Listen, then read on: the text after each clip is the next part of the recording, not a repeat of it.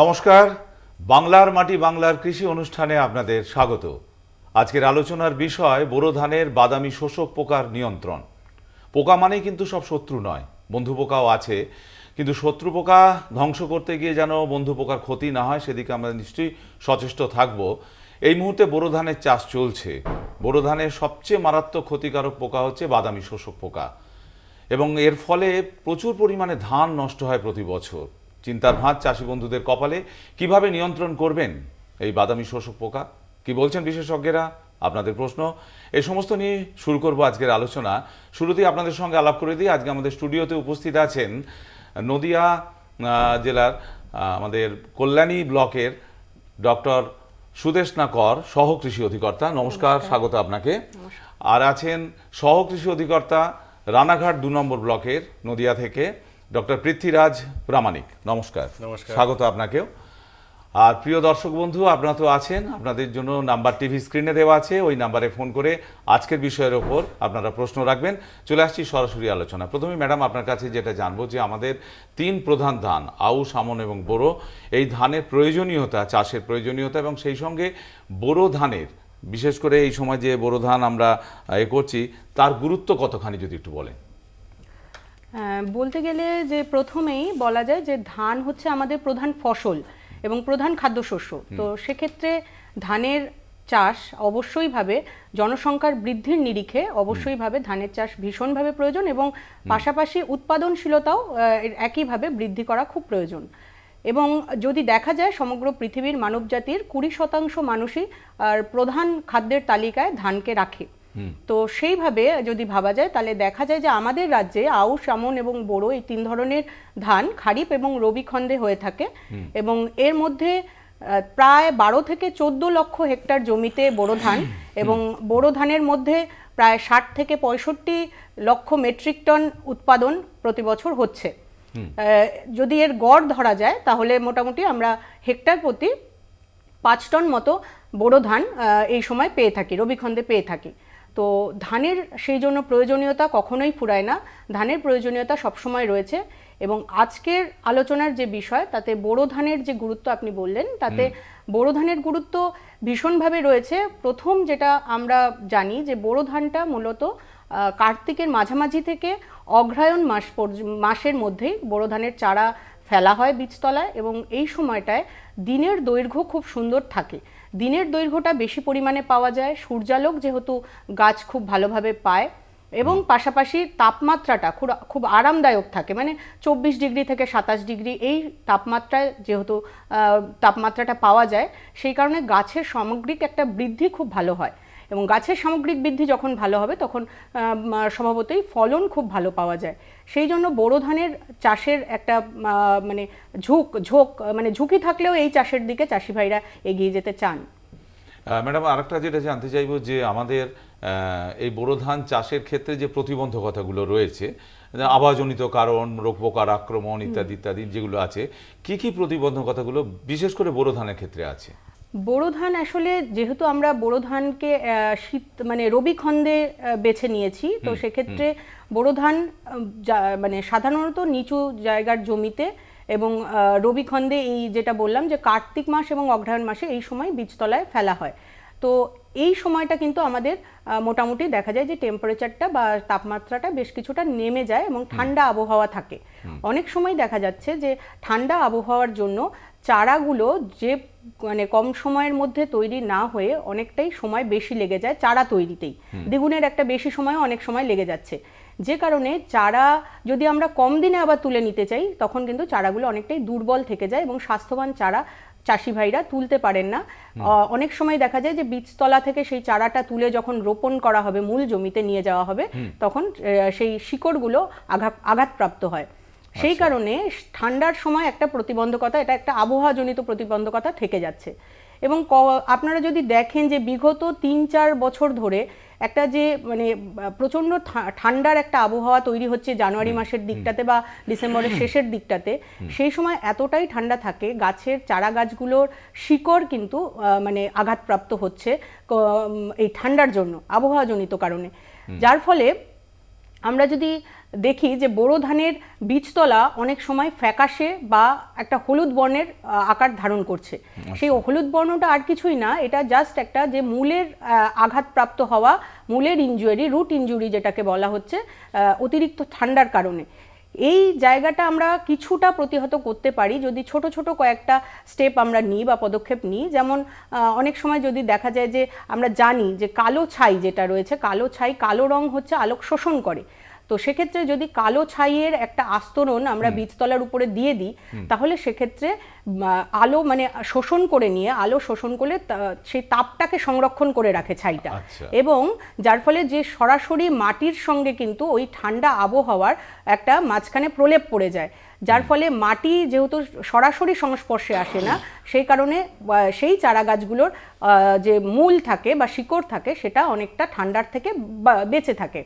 আবার আরেকটা, যেখানে যেখানে দেখা যায় যে জল নিকাশি ব্যবস্থাটা ভালো, অর্থাৎ সকালে জল ঢুকে বিকালে বের করা যাবে বা বিকালে জল ঢুকে সকালে আমরা বের করতে পারবো, এরকম যেখানে জল নিকাশি ব্যবস্থাটা ভালো, সেখানে যদি আমরা বিকেলের দিকে জল মানে জমিয়ে রাখা যায়, যে বীজতলাতে, বীজতলার জমিতে যদি জল কিছুটা দাঁড় করিয়ে রাখা যায় এবং সকালের দিকে আবার সেই জলটা বের করে দেওয়ার ব্যবস্থা করা যায়, তাতে করে কি হবে, জল হচ্ছে তাপের কুপরিবাহী, সেখানেও কিন্তু মাটির সঙ্গে সরাসরি আবহাওয়ার একটা কানেকশন থাকছে না, ফলত জলটাই ঠান্ডা হচ্ছে, মাটি ডিরেক্ট সেই ঠান্ডাটা পাচ্ছে না, যে কারণে আমাদের রুট ইনজুরিটা, যেটা শিকড়ের আঘাতপ্রাপ্ত হওয়ার ব্যাপারটা মাটির ঠান্ডার কারণে, সেটা অনেকটাই কম হয়।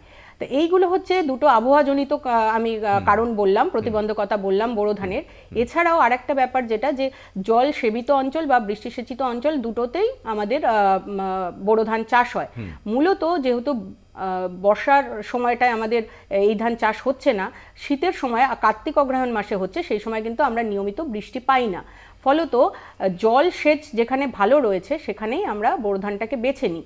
তথাপি জল সেচ যখনই করা হচ্ছে তখন কিন্তু ভূগর্ভস্থ জলস্তরের একটা প্রভাব এই চাষের ক্ষেত্রে পড়ছে, এবং আর্সেনিক বা ফ্লোরাইড বা নাইট্রেট জাতীয় ক্ষতিকারক মিনারেলগুলো অনেকটাই জলের উপরের স্তরে, মানে মাটির উপরের স্তরের দিকে চলে আসছে, যেটা আমাদের পরিবেশের জন্য খুব ক্ষতিকারক। এছাড়াও আরেকটা যেটা ব্যাপার দিনে দিনে দেখা যাচ্ছে এবং বড় আকার ধারণ করছে, সে যেটা হচ্ছে যে সবুজ বিপ্লবের সময় থেকে আমাদের বোরো ধানটা চাষ করার কথা খুব বেশি পরিমাণে মাথায় আসে, এবং সেখানে যথেচ্ছ পরিমাণে রাসায়নিক সার, কীটনাশক ব্যবহার করা হয়, এবং এর ফলে যে মানে কীট শত্রুগুলোর আক্রমণ কিন্তু বা রোগ পোকার আক্রমণটা অনেকটাই বেড়ে গেছে। ফলন বৃদ্ধির সাথে সাথে কিন্তু এই রোগ পোকার আক্রমণ এবং রোগের আক্রমণগুলো বেড়ে গেছে।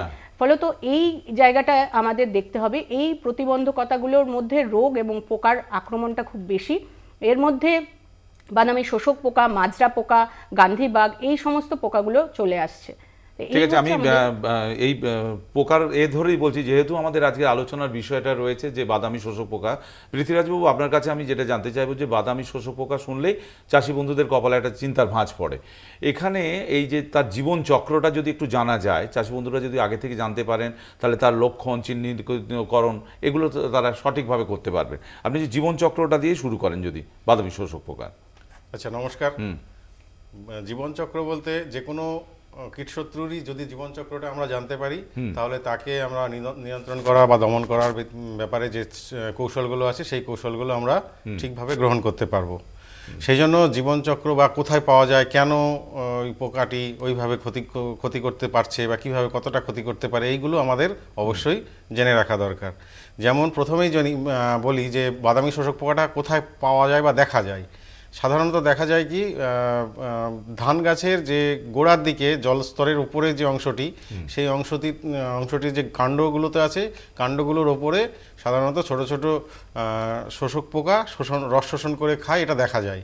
এটা যদি আমরা নিচের দিকে, আমরা ধানের গোড়ার দিকে যদি আমরা কোনো কিছু দিয়ে নাড়া দিই, তাহলেই আমরা, যদি বাদামি শোষক পোকা সেখানে থেকে থাকে, তাহলে সেখানে আমরা ওই অংশগুলো, পোকাগুলোকে আমরা অবশ্যই দেখতে পাবো। জীবনচক্র যদি বলি, তাহলে হচ্ছে যে তার যে ডিম, নিম্ফ এবং পূর্ণাঙ্গ, এই তিনটে দশায় তারা জীবনচক্রটা সম্পন্ন করে। সাধারণত একটি স্ত্রী পোকা তারা 80 থেকে 200টা ডিম প্রতি মাথাপিছু তারা পারতে পারে। এবং ডিমগুলো কোথায় থাকে? ডিমগুলো থাকে ওই গাছের গোড়ার দিকে যে লিফ শীত বলা হয়, অর্থাৎ সেই লিফ শীতের মিড রিবের মাঝখান দিয়ে 2 সারিতে এরা 2 থেকে 12টা করে ডিম একসঙ্গে পাড়ে, এবং সেটা পাড়ে হচ্ছে 2 পাতার স্তরের মাঝখানে, এবং ওভিপোজিটার বলে যে অঙ্গটা থাকে সেই অঙ্গ দিয়ে ডিমটা ঢুকিয়ে উপরে একটা আস্তরণ, একটা কভারিং ফেলে দেয়, এবং তার ফলে শুধু আমরা কভারটাই দেখতে পাই।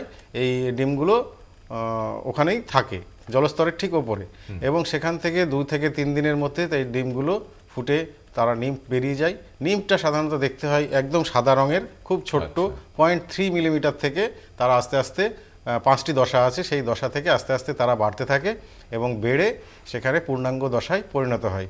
এবং কি করে বুঝতে পারবেন যে চাষি বন্ধুরা যে কিভাবে পোকা লেগেছে? পোকা লেগেছে বুঝতে পারবেন বলতে বিভিন্ন রকম লক্ষণ আছে, সেই লক্ষণগুলো আমাদের দেখতে হবে, গাছ দেখে চিনতে হবে। যেমন গাছের অনেক সময় দেখা যায় যে গাছটা আস্তে আস্তে হলুদ হয়ে যাচ্ছে, হলুদ হয়ে খুব দ্রুত তারা ব্রাউন কালারের বাদামি হয়ে যাচ্ছে, এবং সবচেয়ে কনসপিকুয়াস অর্থাৎ সবচেয়ে ভালোভাবে চেনার যে ক্যারেক্টারিস্টিক উপায় হচ্ছে এটা হচ্ছে গোল গোল চাক চাক হয়ে বা ওটা জমির মধ্যে বসে যাবে, অর্থাৎ গোল একটা ইয়ে দেখা যাবে, সেটাকে বলা হয় হপার বার্ন সিমটম, অর্থাৎ এই হপারের আক্রমণের ফলেই এই সিমটমটা পরিলক্ষিত হয়। আর আক্রমণটা কিরম ভাবে হয়? আক্রমণটা সাধারণত হয় এরা যদি আমি বেশি পরিমাণে গাছ একদম ঘন করে লাগিয়ে রাখি, ধান গাছে ঘন, এবং এই পোকাটা সাধারণত যে পরিবেশটা চাই সেটা হচ্ছে একদম ঘন ছায়াযুক্ত একটা ঘিঞ্জি ব্যাপার, এবং তাতে জল থাকবে, জলের স্যাঁতস্যাঁতে একটা আবহাওয়া থাকবে, জল একদম প্রচুর পরিমাণে জল থাকবে, এবং সঙ্গে সঙ্গে আমাদেরও কতগুলো ভুলের জন্যই এগুলো হয়ে থাকে, যেমন আক্রমণটা বেশি হয়ে থাকে। যেমন হচ্ছে আমরা যদি রাসায়নিক সার, নাইট্রোজেন সারটা বেশি করে ব্যবহার করি, এবং যেহেতু নাইট্রোজেন সারের এফেক্টটা খুব তাড়াতাড়ি আমরা চোখে পড়ে, ওই জন্য অন্যান্য সারগুলোর তুলনায় নাইট্রোজেন সার অর্থাৎ ইউরিয়া জাতীয় সারটা আমরা জমিতে বেশি করে ব্যবহার করে থাকি। এইটা যদি না করা যায়, সঙ্গে সঙ্গে যদি পটাশ সারও দেওয়া যায়, তাহলে এর পরিমাণটা প্রকোপটা অনেকটাই কমে যাবে। আচ্ছা, আমি ম্যাডাম আপনার কাছে যেটা জানতে চাইবো যে এই বাদামি শোষক পোকার আক্রমণ হলে মড়ক সৃষ্টি হয়, দেখা গেছে যে ধানের জমি প্রচুর পরিমাণে ক্ষতি হয়, তো এই নিয়ন্ত্রণ নিশ্চয়ই আছে, আপনারা তো এই নিয়ে গবেষণা বা কাজ করছেন ক্ষেতে, চাষি বন্ধুরা আপনাদের এই পরামর্শটার জন্য অপেক্ষা করে থাকেন। তো বাদামি শোষক পোকা এই মুহূর্তে বোরো ধান চাষের ক্ষেত্রে নিয়ন্ত্রণের জন্য কি কি উপায় তারা গ্রহণ করবেন? প্রথমতই একটা কথা বলার, যেটা হচ্ছে যে ইটিএল মানে ইকোনমিক থ্রেশহোল্ড লেভেল, এটা হচ্ছে যে মানে অর্থনৈতিক যেটা মানে সহ্য ক্ষমতা বা সহনশীলতার মাত্রাটাকে মানে নির্ধারণ করে। যে কোনো গাছেরই নিজস্ব একটা শক্তি থাকে, যে যার মাধ্যমে সে কিন্তু ছোটোখাটো কোনো রকমের আক্রমণগুলোকে বা রোগ পোকা হোক সেটাকে সে কিন্তু মানে এড়িয়ে যেতে পারে, হ্যাঁ প্রতিহত করতে পারে, এবং ইমিউনিটি পাওয়ার যেটা আমরা বলছি সেটা কিন্তু সে করতে পারে, এবং সে ফলনটা মোটামুটি কম বেশি আমাদের অ্যাভারেজের কাছেই থাকে। তো সেক্ষেত্রে প্রথমেই যদি আমরা বলি যে ইটিএল এর মধ্যে যদি আমাদের ক্ষতির পরিসীমা থাকে, তাহলে প্রথমত আমরা কখনোই রাসায়নিক বিষ বা কীটে মানে কীট বিষে আমরা রাসায়নিক বিষে কখনোই যাব না।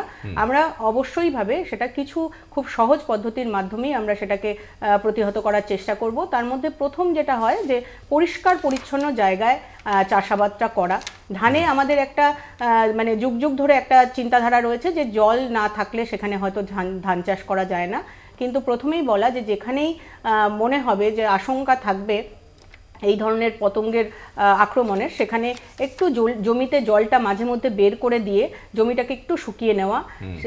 দ্বিতীয়ত করা যেতে পারে যে একটা ঘনভাবে রোপণ না করে অ্যালি প্ল্যান্টিং বা গলি পদ্ধতি আমরা যেটাকে বলি, যে 10টা সারি, হ্যাঁ হ্যাঁ হ্যাঁ অবশ্যই 10টা সারি পরে যদি একটা সারি আমরা গলি আকারে ছেড়ে দিই, যেখান দিয়ে কি হাওয়া বাতাসটা খেলতে পারবে মাঠে, বা যেটা রোদ বা সূর্যালোকটা পর্যাপ্ত পরিমাণে গাছ পাবে।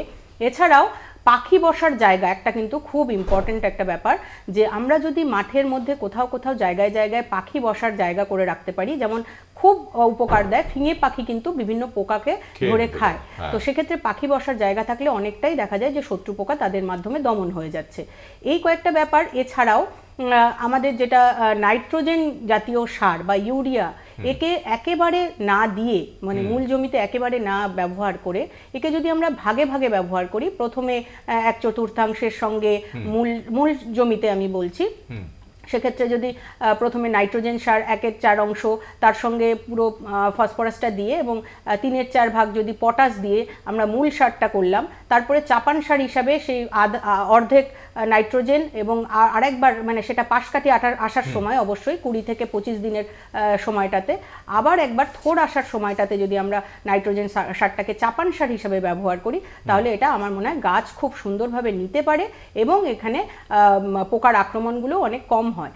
এছাড়াও আরেকটা দিক রয়েছে যে সেটা হচ্ছে যে আমাদের সহজাতি মানে যে ধানের জাতগুলো রয়েছে, সেই জাতগুলোর কথা যদি আমাদের কৃষক ভাইরা বীজ বপনের সময় একটু মাথায় রাখেন, এবং অবশ্যই মানব জাতিতে যেরকম আমরা মানে আমাদের ঘরে বাচ্চা জন্ম নিলে আমরা টিকাকরণ করি, ঠিক সেভাবেই বীজতলা শোধন এবং বীজের শোধন যদি আমরা করে নিতে পারি, তাহলে কিন্তু এটা অনেকটাই মানে অর্থনীতি দিক থেকে লাভবান হয় একজন কৃষক ভাই। কেননা আমাদের বীজতলায় দেখা যায় 10 শতক বীজতলা থেকে আমরা চারা সংগ্রহ করে সেটা আমরা 1 একর জমিতে চাষ করতে পারি। তাহলে 1 একর জমিতে আমাদের সেই যে পরিমাণ আমাদের কীটনাশক ব্যবহার করতে হবে, সেটা যদি আমরা বীজতলাতেই ব্যবহার করে নিতে পারি এবং চারা তোলার এই দিন 7-8 আগে যদি একটা দানা জাতীয় কোনো ছত্রাকনাশক ব্যবহার করা যেতে পারে, তাহলে সেটা কিন্তু মানে আমাদের বীজতলার চারার স্বাস্থ্য সম্পর্কে এবং রোগ আক্রমণের দিকটা অনেকটাই কমিয়ে দেয়। এছাড়াও আমরা দেখেছি মানে এই বাদামি শোষক পোকার ক্ষেত্রে যদি গুছিতে একটা করে মাকড়সা বা থাকে, তাহলে কিন্তু সেক্ষেত্রে বাদামি শোষক পোকা অন্তত ইটিএল লেভেলটা অন্তত পক্ষে মানে 1 থেকে 2টো যদি আমাদের গুছিতে সেক্ষেত্রে থাকে পোকা, বা কখনো 3 থেকে 4টেও যদি গুছিতে থাকে, সেটাকে কিন্তু আমরা মানে আমাদের গাছই প্রতিহত করতে পারে। এর জন্য আলাদা করে রাসায়নিক সার বা বিষ দেওয়ার দরকার হয় না। কিন্তু সেক্ষেত্রে যদি গুছিতে মাকড়সা একটিও না থাকে, তাহলে আমাদের দেখে নিতে হবে যে 1টি বা 2টির বেশি যেন কখনোই সেখানে পোকা পরিলক্ষিত না হয় বা এই বাদামি শোষক পোকাটা মানে দেখতে না পাওয়া যায়, না হলে কিন্তু সেটা আমাদের ইটিএল লেভেলের বাইরে চলে যাবে এবং রাসায়নিক বিষ প্রয়োগের প্রয়োজন হয়ে পড়বে। এভাবে আমরা রাসায়নিক বিষকে এড়িয়ে আমরা শুধুমাত্র একটু বিরত করছি। এক বন্ধু আছেন বাঁকুড়া থেকে, কমলাকান্ত চট্টোপাধ্যায়। হ্যাঁ বলুন। নমস্কার, স্বাগত আপনাকে। হ্যাঁ বলুন। হ্যাঁ বলছি আমার 2 বিঘা ধান আছে, বুঝলেন? হ্যাঁ। তো 2 বিঘা ধানটা আমাকে চাষ করেছি, তাতে করে আমি ইউনিপ্লাস আর ডাসবান যেটা প্রথম পদক্ষেপ সেটা আমার দেওয়া হয়ে গেছে, আজ 10-12 দিন হয়ে গেল। 15 দিন ধান গুছি চলে এসছে। আচ্ছা। কিন্তু প্রচন্ড এখন মেঘলা আকাশ, জল হচ্ছে, পোকার প্রচন্ড লেগেছে। জল মোটামুটি ভালোই আছে, এটা কি ওষুধ এরপরে দিলে ভালো হয়? আপনি সঙ্গে থাকুন। ধন্যবাদ আপনাকে ফোন করার জন্য। স্যার আপনি যদি উত্তরটা একটু দিয়ে দেন এখানে। আচ্ছা, নমস্কার আপনাকে। যেটা কথা সেটা হচ্ছে আপনার কি জমি থেকে জল বের করার যদি সমস্যা মানে উপায় না থাকে, সেক্ষেত্রে আপনাকে অবশ্যই রাসায়নিক কৃষি বিষের দিকেই নজর দিতে হবে। এবং রাসায়নিক কৃষি বিষের দিকে আপনি যেরকম বলছেন, আপনাকে একটু লক্ষ্য রাখতে হবে জমিতে যে আদৌ মাকড়সা বা এই জাতীয় বন্ধু পোকাগুলো আপনার জমিতে আছে কিনা। নিশ্চয়ই আছে, কিছু থাকবে। এবং সেটা যদি একটু দেখে নেন যে 2 ভাগ পোকা এবং 1 ভাগ এই বন্ধু পোকা যদি থাকে, তাহলে বেশি কৃষি বিষের দিকে এখন না যাওয়াই ভালো হবে। আর যদি দেখা যায় যে প্রচুর পরিমাণে এই শত্রু পোকার সংখ্যা আপনার জমিতে বেশি হয়ে গেছে, সেক্ষেত্রে আপনারা অ্যাসিফেট 75 SP বা ক্লোরপাইরিফস 20 SP EC এবং কার্বোফুরান 3G এইগুলো আপনি জমিতে অবশ্যই ব্যবহার করতে পারেন। যেহেতু বললেন এখনও আপনার সময় আছে, আপনার জমিতে দানা যে কৃষি বিষ অর্থাৎ কার্বোফুরান বা রিজেন্ট দানা, সেগুলো আপনি অবশ্যই ব্যবহার করতে পারবেন। ম্যাডাম, আপনি যেখানটা শেষ হয়েছিল সেখানে একটু সংযোজন করতে চাইছি যে আমরা তো গুছিতে বা সারিতে বোনার কথা বললেন, এবং সেখানে জাতগুলো প্রতিরোধের ক্ষেত্রে কতটা ভূমিকা পালন করছে এখানে? আসলে মানে আমাদের কিছু জাত রয়েছে IR 26, IR 36, IR 56, হ্যাঁ, IR 64, 72, এই জাতগুলোর মধ্যে মানে একটা প্রতিরোধী জিন মানে প্রথম থেকেই রয়েছে। তো এই শোষক পোকার প্রতিরোধী জিনগুলো অলরেডি সেই জাতগুলোর মধ্যে রয়েছে। এখন এই জাতগুলোকে দিয়ে যদি আমরা কিছু সংকরায়ন করে সংকরায়নের মাধ্যমে যদি কিছু নতুন জাত তৈরি করা যায়, তাহলে সেটা আমাদের অবশ্যই করে মানে অনেকটাই ধরে নেওয়া যেতে পারে যে এই শোষক পোকার হাত থেকে আমাদের ধান গাছের ফলনকে রক্ষা করতে পারবে। এছাড়াও যদি কিছু জাত যেমন কনক আছে, আশা আছে, দিব্য আছে, হ্যাঁ, ADT 35 আছে, ADT 37 রয়েছে, এই জাতগুলো কিন্তু সহজাতি মানে জাত হিসাবে আমাদের চাষি ভাইরা অবশ্যই গ্রহণ করতে পারেন। আচ্ছা স্যার, আপনার কাছে যেটা আসবো, যে ETL কথাটার একটা পরিচিতি আমরা পেলাম, আলোচনার সাপেক্ষে উঠে এলো। এখানে বোরো ধান চাষের ক্ষেত্রে বাদামি শোষক পোকার আক্রমণ বা কীটশত্রুর ক্ষেত্রে অর্থনৈতিক সহনশীলতার মাত্রাটা ঠিক কতটা হতে পারে? আচ্ছা, ETL বা অর্থনৈতিক ক্ষতিসীমার মাত্রা যেটা বলছি, যেটা কথা বলা হচ্ছে, সেটা হচ্ছে যে বিভিন্ন স্থান ভিত্তিতে বা বিভিন্ন সিজন ভিত্তিতে এবং বিভিন্ন রকম স্টেজ ভিত্তিতে, অর্থাৎ গাছের বিভিন্ন রকম দশায় তার মাত্রা পরিবর্তন হতে থাকে। এবং এটা অর্থনৈতিক, যেহেতু অর্থনীতির সঙ্গে জড়িত আছে, অর্থাৎ এখানে তার যে ব্যবস্থাটা নেব তার একটা খরচ আছে, সেই খরচের সমস্তগুলো একসঙ্গে বিবেচনা করে নিয়ে আমরা বিভিন্ন সময় বিভিন্ন রকম বা কীটশত্রুর জন্য বিভিন্ন রকমভাবে আমরা নির্ধারণ করে থাকি। এর সঙ্গে আবার যোগ হয় যে যে জায়গাতে আমি এটা, যে স্থানে আমি এটা ভাবনা চিন্তা করছি, সেই স্থানটা আদৌ BPH বা ব্রাউন প্ল্যান্ট হপার বা বাদামি শোষক পোকা আক্রান্ত জোন না অনাক্রান্ত অংশ। যদি আক্রান্ত জোন হয়, অর্থাৎ যখনই আমি ধান চাষ করি, বিশেষ করে বোরো ধান, সেখানে যদি BPA বাদামি শোষক পোকা প্রতি বছরই লাগে নিয়মিতভাবে, তাহলে সেটাকে আক্রান্ত জোন বলি। এবং সেখানে তার ক্ষতিসীমার মাত্রা 2 প্রতি গুছিতে 2টো হয় নিম্ফ বা পূর্ণাঙ্গ পোকা থাকলেই সেখানে আমাকে ব্যবস্থা নিতে হবে, অবশ্যই রাসায়নিক ব্যবস্থায় নিতে হবে, যার ফলে তার মাত্রা যেন না বেড়ে যায়। কিন্তু যদি আক্রান্ত অঞ্চল না হয়, সেক্ষেত্রে আমরা 5 থেকে 10টা পোকা পর্যন্ত আমরা ওয়েট করতে পারি। অর্থাৎ আমার গাছ এবং আরও যে সমস্ত বন্ধু পোকা আছে, যেমন স্পাইডারগুলো আছে, উড স্পাইডার। আচ্ছা স্যার, একটু আরেক বন্ধু এসে গেছেন, একটু দেখে নি। হ্যাঁ, হ্যালো। হ্যালো, হ্যাঁ, কে বলছেন, কোথা থেকে বলছেন? একটু তাড়াতাড়ি। হ্যাঁ, বলছি। আচ্ছা, বলুন আপনার প্রশ্ন। শতক পোকা যখন লাগবে তখন জমি জল বেশি করে ভরবো না জল কেটে দেবো? আচ্ছা, পোকা লাগলে জল বেশি করে ভরবেন না জল? আচ্ছা, এখানে কোন পোকা তার উপর নির্ভর করে। অর্থাৎ যদি বাদামি শোষক পোকা হয়, সেখানে আমরা তো বলছি যে বাদামি শোষক পোকা অবশ্যই স্যাঁতসেঁতে বা জল এটার পছন্দ করে। অর্থাৎ জল যদি আমি জমিতে আরও বেশি দিই, সেখানে তাদের আক্রমণ আরও বেড়ে যাবে। কিন্তু যদি আমরা জল বের করার সমস্যা না থাকে, জলটা বের করে দিলে 3-4 দিন ধরে জল বের করে দিলে এবং তারপরে যদি আমরা স্প্রে করতে থাকি কোনো কৃষি বিষ, সেটা আরও বেশি এফেক্টিভ বা কার্যকর হবে। ঠিক, আবার বোধহয় শ্যামা পোকাটা ঠিক এর উল্টোটা। হ্যাঁ, শ্যামা পোকাটা ঠিক উল্টোটা। শ্যামা পোকার হচ্ছে ব্যাপারটা হচ্ছে, শ্যামা পোকা যত জল শুকনো হবে তত এর আক্রমণ বাড়বে। এবং আমন ধানে শ্যামা পোকাটা বেশি হয়, বোরো ধানে অতটা হয় না। তবুও ব্যাপারটা হচ্ছে দুটোই শোষক পোকা, কিন্তু দেখা যায় যে শ্যামা পোকার ক্ষেত্রে ঠিক উল্টো। সবুজ শ্যামা পোকা যেটা, সেটা হচ্ছে যদি জল কমে যায়, অর্থাৎ যদি শ্যামা পোকার আক্রমণ বেশি হয়, তাহলে আপনাকে জল ঢুকিয়ে দিতে হবে।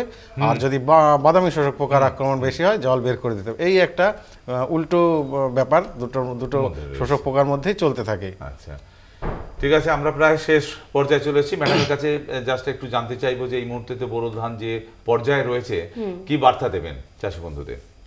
যেটা বলার যে বোরো ধানে আমাদের এই বাদামি শোষক পোকার যে সমস্যাটা, এটা কিন্তু একদম গোড়ার দিকে হয়, কাণ্ডের কাছে হয়। হ্যাঁ, এবং শুধুমাত্র কাণ্ড থেকে যদি পোকাটা রস শোষণ করে খেত তাহলেও নয়, আমরা ফলনের কাছাকাছি পৌঁছাতে পারতাম, ভালো একটা ফলনের কাছে যেতে পারতাম। কিন্তু দেখা যাচ্ছে যে শুধুমাত্র কাণ্ডের রস শোষণ করে খাওয়া না, এটা এই পোকাটা, এই পতঙ্গটা কাণ্ডের মধ্যে মানে গাছের শরীরের মধ্যে এক ধরনের বিষ ঢুকিয়ে দেয়। শোষণ করে খাওয়ার সময় তখন একটা বিষ ঢুকিয়ে দিচ্ছে, প্রোটেনিয়াসিয়াস, যেটা টক্সিন টাইপের কাজ করছে, যে কারণে গাছকে একদমই গাছটা হপার বার্ন স্টেজ, যেটাকে আমরা বললাম যে হপার বার্ন স্টেজে চলে যাচ্ছে, একদম প্রথমে একটা ফ্যাকাশে বা একটা হালকা বাদামি হয়ে গাঢ় বাদামির দিকে চলে যায়। তো সেই কারণে চাষি ভাইদের একটাই কথা যে জল নিকাশি ব্যবস্থা ভালো থাকলে সেখান থেকে জলটা বার করে দিন, ইউরিয়া জাতীয় যে সারগুলো রয়েছে সেগুলো কম দিন, এবং অবশ্যই সারিতে ধানটা লাগানোর চেষ্টা করবে। আচ্ছা, কি বলতে চাইছেন বলুন? বলতে চাইছিলাম যে বাদামি শোষক পোকার ক্ষেত্রে খাদ্যের যে ব্যাপার আছে, অভ্যাস আছে, সেই অভ্যাসটা হচ্ছে এরা ফ্লোয়েম থেকে রস শোষণ করে, অর্থাৎ সেই জন্য ফ্লোয়েম ফিডার যেহেতু বাদামি শোষক পোকা, সেই জন্য তার প্রতি নজর অবশ্যই বেশি করে দিতে হবে এবং তার ক্ষতির মাত্রাটা অনেকটাই ধানের ক্ষেত্রে বেশি হয়। ব্যাস, ঘড়ি জানান দিচ্ছে যে আমাদের রীতি টানতেই হবে। আজকে স্টুডিওতে আসার জন্য, এই সুপরামর্শ দেওয়ার জন্য আপনাদের অসংখ্য ধন্যবাদ এবং নমস্কার। সেই সঙ্গে চাষি বন্ধুদের বলবো যে বিশেষজ্ঞরা যে পরামর্শটা দিলেন বোরো ধানের ক্ষেত্রে বাদামি শোষক পোকা বা অন্যান্য কীটশত্রু কিভাবে দমন করবেন, সেটা যদি সঠিকভাবে আমরা করতে পারি তাহলে আমাদের খাদ্য ভাণ্ডার সুরক্ষিত থাকবে এবং আমাদের যে অর্থনীতি এর ওপর নির্ভর করে সেটাও আমরা সমৃদ্ধ করতে পারবো আগামী দিনে। আজকের মতো এই পর্যন্ত, আবার দেখা হবে আপনাদের সঙ্গে সামনে বৃহস্পতিবার, অর্থাৎ আগামী বৃহস্পতিবার বাংলার মাটি বাংলার কৃষি অনুষ্ঠানে। আজকের মতো বিদায় নিচ্ছি, কিন্তু কোথাও যাবেন না, পরবর্তী অনুষ্ঠানের জন্য আপনাদের চোখ থাকুক কলকাতা টিভির পর্দায়। নমস্কার। নমস্কার।